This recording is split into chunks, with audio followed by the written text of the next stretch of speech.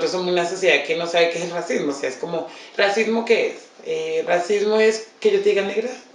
Racismo es que yo no trate a las personas negras, pero yo tengo amigos negros. Se cree que es una cuestión de individuos y no se entiende que el racismo es toda una estructura que ha limitado que conozcamos los aportes o las experiencias de otros grupos étnicos.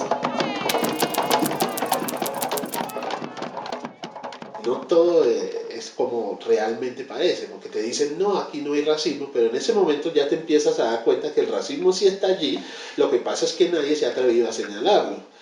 Para ejercer el racismo se necesita poder económico, poder político y estar de una u otra manera vinculado a una mayoría. Los indígenas no expresan tan abiertamente el racismo, pero resulta que el racismo sí existe. Aún hoy en día dicen en la ciudad como si fuera la última novedad y resulta que no.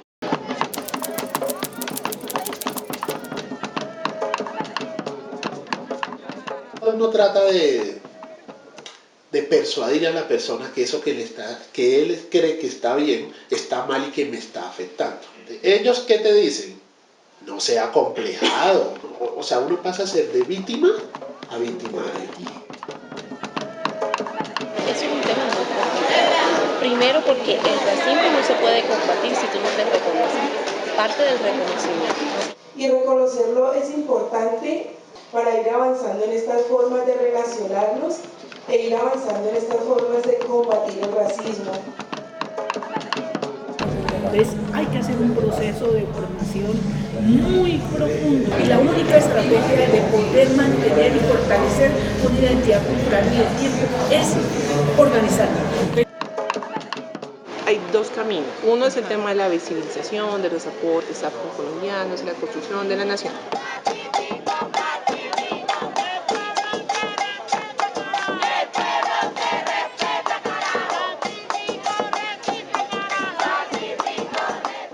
Yo digo, ¿qué es la colombianidad? ¿Cuál es esa idea de ser colombiano? Porque uno pensaría que si solo en la idea de colombiano, entonces el colombiano debería tener solo, no sé, ciertos gustos, cierta forma de hablar, y eso no existe.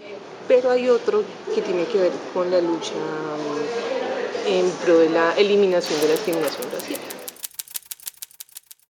La lucha contra el racismo y la discriminación es la lucha contra los prejuicios, contra esa mentalidad que viene del pasado.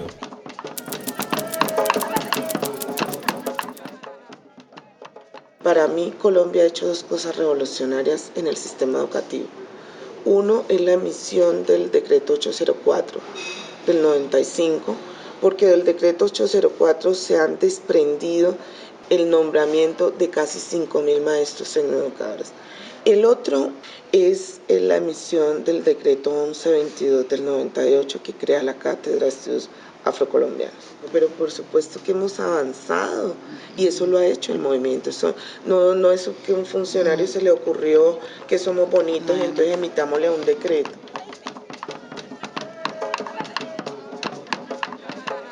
Una tarea muy complicada, pero muy práctica a la vez, es transversalizar el cuerpo en todos los temas.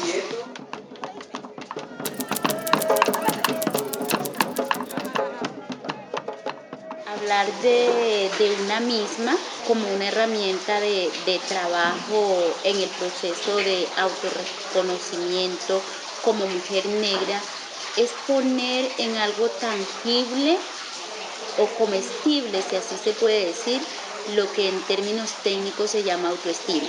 Por eso se nos ocurrió que hablar desde lo nuestro, desde el cuerpo, es una herramienta muy poderosa. ¿Y por qué una herramienta muy poderosa? Porque el cuerpo es lo nuestro. O sea, yo lo único que no puedo prestarte es mi cuerpo.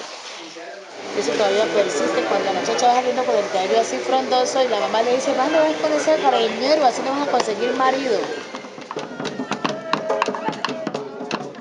Y no es lo mismo, o no es la misma manifestación de racismo que va a vivir una mujer negra pobre a una mujer negra que tiene ciertos privilegios económicos. De todas maneras, los hombres negros, de cierta forma, ellos no tienen mayor problema porque... Bueno, a los hombres se le han puesto fácil. El hombre tiene algún complejo con su cabello, se pasa la cera en la cabeza y resuelve el problema.